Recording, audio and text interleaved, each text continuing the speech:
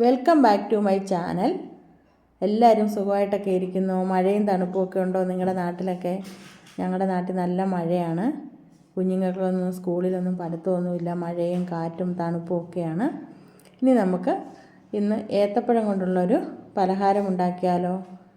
ഞാനിവിടെ 2 ഏത്തപ്പഴമാണ് എടുത്തു വച്ചിരിക്കുന്നത്. ഒരുപാട് പഴുത്ത ഏത്തക്ക അല്ല, എന്നാൽ പഴുത്തിട്ടുമുണ്ട്. ആ പരുവത്തിനുള്ളതാണ്. അപ്പോൾ ഇത് കുഞ്ഞുങ്ങൾക്ക് രാവിലെ ബ്രേക്ക്ഫാസ്റ്റിനോ 4 മണിക്ക് സ്കൂളിൽ നിന്ന് വരുമ്പോഴൊക്കെ കാപ്പിക്കൊക്കെ ഉണ്ടാക്കി കൊടുക്കാനൊക്കെ പറ്റുന്ന ഒരു പലഹാരമാണ്. അപ്പോൾ അതിന് വേണ്ടിയിട്ട് ഞാനിവിടെ ഉരുണ്ട ശർക്കര എടുത്ത് വെച്ചിട്ടുണ്ട്. ഇത്രയും ശർക്കര വേണ്ട, നമുക്കിതിൽ നിന്ന് കുറച്ച് ചീകി എടുത്താൽ മതി. അതുപോലെ തേങ്ങായും ഞാൻ തിരുമ്മി വെച്ചിട്ടുണ്ട്. ചെറുതായിട്ട് തിരുമ്മി തേങ്ങായും വെച്ചിട്ടുണ്ട്. ഇനി അതിൻ്റെ കൂടെ ഞാനിവിടെ ജീരകമില്ലേ, ചെറിയ ജീരകം, അതും എടുത്ത് വെച്ചിട്ടുണ്ട്. ചെറിയ ജീരകവും തേങ്ങായും ശർക്കരയാണ് ഇതിന് വേണ്ടത്. പിന്നെ ചില ഏലക്ക ചേർക്കുകയാണെങ്കിൽ ഏലക്കായും ചേർക്കാം കേട്ടോ. ഇനി നമുക്ക് ഈ പഴമൊക്കെ ഒന്ന് തൊലിയൊക്കെ ഉരിഞ്ഞ് ഒന്ന് ചെറുതായിട്ട് ഇതൊന്ന് അരിഞ്ഞെടുക്കണം. പഴം എടുത്തിട്ട് നമുക്കിതുപോലെ അങ്ങ് ഉരിഞ്ഞെടുത്തിട്ട് ഇത് നടുക്കൂടെ ഒന്ന് മുറിച്ചിട്ട് പിന്നെ നമുക്കൊന്നും കൂടെ ഒന്ന് മുറിക്കണം. ഇതുപോലെ ഒന്നുകൂടെ മുറിച്ചതിന് ശേഷം നമുക്ക് ചെറിയ ചെറിയ പീസസായിട്ടങ്ങ് അരിഞ്ഞെടുത്താൽ മതിയേ. ഇതുപോലെ ചെറിയ ചെറിയ കഷ്ണങ്ങളായിട്ട് അരിഞ്ഞെടുക്കാം. ഇത് പഴം പുഴുങ്ങിയിട്ട് ഉണ്ടാക്കിയാലും നല്ലതാണ്. പുഴുങ്ങിയിട്ട് ഇതുപോലെ അരിഞ്ഞെടുത്താലും മതി. ഞാനിപ്പോൾ പുഴുങ്ങുന്നൊന്നുമില്ല, ഇതുപോലെ ചെറുതായിട്ട് ഇങ്ങനെ അങ്ങ് അരിഞ്ഞെടുക്കുവാണ്. ഇത് രണ്ടെണ്ണവും നമുക്കിതുപോലെ ചെറുതായിട്ട് അരിഞ്ഞെടുത്ത് വയ്ക്കാം. അപ്പം ഇതുപോലെ അരിഞ്ഞെടുത്ത് പഴമെല്ലാം ഞാനിവിടെ അരിഞ്ഞെടുത്ത് വെച്ചിട്ടുണ്ട്. ഇനി നമുക്ക് ശർക്കരയൊന്ന് ചീകിയെടുക്കണം. ഞാനതിന് നമ്മൾ വെജിറ്റബിളൊക്കെ അരിയുന്ന ഒരു ഗ്രേറ്ററാണ് എടുത്തേക്കുന്നത്. അതിനകത്ത് വെച്ചിട്ട് ഇതുപോലെ അങ്ങ് അരച്ചു കൊടുത്താൽ മതി. അപ്പം നമുക്ക് ചെറുതായിട്ട് പൊടിയായിട്ട് കിട്ടുകയും ചെയ്യും. പെട്ടെന്ന് തന്നെ ചീകിയെടുക്കാനും പറ്റും. ഇതുപോലെ ചീകിയെടുത്ത് വെച്ചിട്ടുണ്ട്.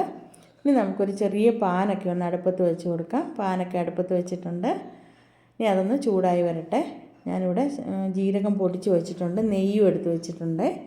ഇനി നമുക്ക് ആ പാനൊക്കെ ചൂടായി വരുമ്പോൾ നമുക്ക് അതിലേക്ക് ഒരു ടേബിൾ സ്പൂൺ നെയ്യ് ഒഴിച്ച് കൊടുത്തു. നെയ്യിലേക്ക് നമുക്ക് നമ്മൾ അരിഞ്ഞു വെച്ചിരിക്കുന്ന ആ പഴമില്ലേ, ഏത്തപ്പഴം, അതും കൂടി ഇട്ട് കൊടുത്തിട്ടുണ്ട്.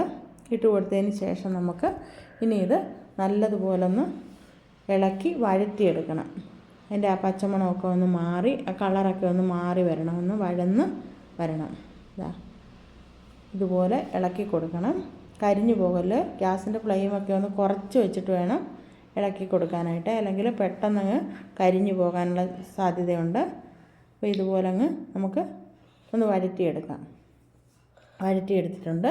ഇനി നമുക്ക് അതിലേക്ക് നമ്മൾ ആ ചീകി വെച്ചിരിക്കുന്ന ശർക്കരയില്ലേ, അതും കൂടെ ഒന്ന് ഇട്ട് കൊടുക്കാം. ഞാനിവിടെ ഒരു 3.5 ടേബിൾ സ്പൂൺ ശർക്കരയാണ് ഇട്ട് കൊടുത്തത്.